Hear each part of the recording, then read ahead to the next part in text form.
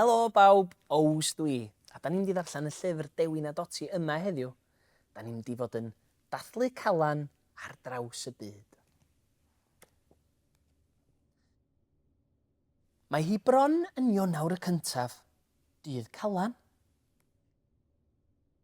Mae Martha, Gito a'i ffrindiau eisiau dathlu'r flwyddyn newydd. Ond sut allan nhw ddathlu? Mae angen help arnom ni, medd Martha. 1, 2, 3, 4, 5, balalŵn, medd y plant. Dyma Dewin a Doti yn cyrraedd ar unwaith. Bore da, Dewin a Doti, medd Gito. Tybed allwch chi ein helpu ni?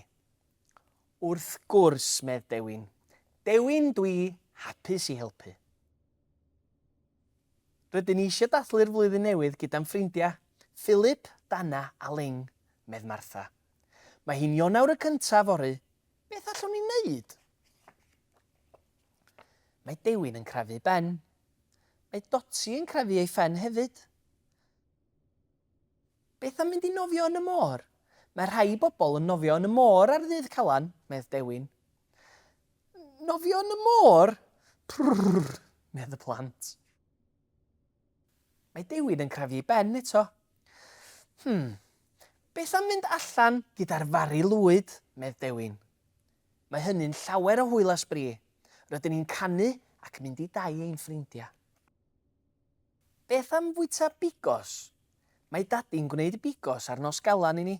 Dyma beth mae bobl yn hoffi ei fwyta i ddathlu'r flwyddyn newydd yng Ngwlad Pwyl, meddai Philip. Wff, wff, medd Doti. Mae Doti yn hoffi cig a llysia. Beth am fwyta grawnwyn? Mae mami'n rhoi 12 o rawnwyn ar nos galan i ni, medd Dana. Grawnwyn, medd y plant. Yn Sbaen, rhaid bwyta grawnwyn wrth i'r cloc daro hanner nos ar nos galan, medd Dewin.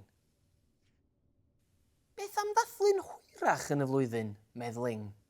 Dydy diwrnod cyntaf y flwyddyn newydd ddim ar Ionawr y cyntaf i bawb. Rydyn ni'n cael pryd mawr o fwyd gyda'r teulu i ddathlu yn hwyrach yn y flwyddyn.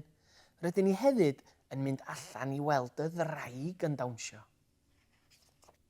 Sut ydyn ni'n mynd i ddathlu'r flwyddyn newydd, medd y plant? Mae Dewin yn taflu ser hyd dros y plant. Beth am i bawb ddathlu gyda'i gilydd, medd Dewin?